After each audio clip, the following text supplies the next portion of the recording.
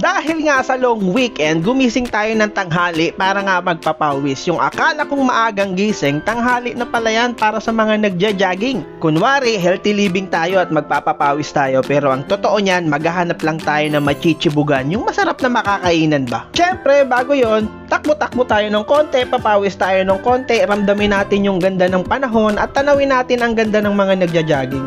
Ay, ganda pala ng tanawin, yun pala yun. Stretching ng konti para hindi naman halata na puro bahaw na lang ating kinakain. Galaw-galaw ang katawan at kunting paputok ng mga buto-buto para mabilis tayong pagpawisan. At habang nag-i-stretching nga tayo, napaisip ako, sino nga ba talaga ang unang taong nakaapak sa tae ng aso?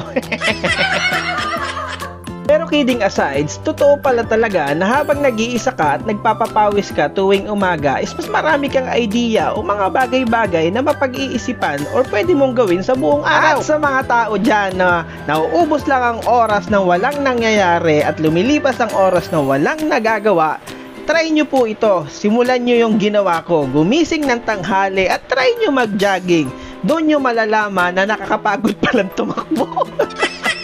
Dahil nga sa nag-iisa ako, maraming mga bagay-bagay na tumatakbo sa utak ko. Yung iba kalokohan, yung iba magagandang bagay naman katulad ng ano kayang napag-isip-isip ko at bagla akong nag-jogging ng ganito. Kaya sa mga healthy living dyan na mga kaibigan ko, isama nyo naman ako sa pagja-jogging nang hindi ko ano na napag-iisip ko nang para hindi rin ako nag-iisang tumatakbo dito. Pero alam nyo, may disadvantages at advantages naman pag solo or grupo kayong tumatakbo. Halimbawa, pag solo kang nagja-jogging, mas mabibigyan mo ng time yung sarili mo at kung meron kang goal na gusto i-hit, mas makakapag-focus ka kasi solo kang tumatakbo. At may mga tao naman talaga na gusto nila na mag-solo or gusto nila ng me time para sa sarili nila, di ba? At may mga tao rin naman na prepare nilang tumakbo na may kasama sila, kasama ang tropa, kaibigan. Mas masaya nga naman talaga pag may kasama ka. Pero ang pangit nga lang pag kasama ang tropa, yung super excited ka kinagabihan at gigising ka ng maaga, pagdating ng umaga, drawing pala. Ang sakit, di ba? Kaya ang labas nun, matutulog ka na lang ding ulit. Pero pag natuloy naman ang joggingan kasama ang tropa, tuloy na yan sa kainan na may konting kantsawan at konting laitan. Yun ang mas masarap mag-jogging kasama ang tropa, wala pa ring tatalo sa Alaska.